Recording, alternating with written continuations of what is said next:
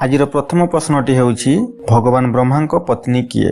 Option A Gayatri, option B Lakshmi, option C Saraswati, option D Parvati. यार सठिक उत्तरटी हेउछि option C Saraswati. द्वितीय प्रश्नटी भगवान विष्णुଙ୍କର प्रथम अवतार कौन थिला? ऑप्शन ए कूर्म अवतार, ऑप्शन बी नरसिंह अवतार, ऑप्शन सी वराह अवतार, ऑप्शन डी मत्स्य अवतार। यार सठिक उत्तरटी हेउछि ऑप्शन डी मत्स्य अवतार। तृतीय प्रश्नटी भगवान इंद्रଙ୍କ पत्नी किए?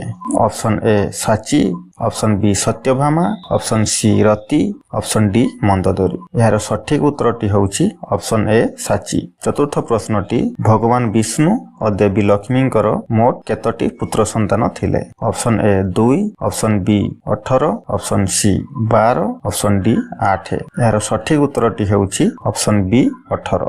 पंचम प्रश्नटी हिंदू पुराण अनुଯାୟୀ किए शनिଙ୍କ पिता? Option A Pavan, option B Chandra, option C Shiva, option D Surya. यार सठिक उत्तरटी हेउछि ऑप्शन डी सूर्य।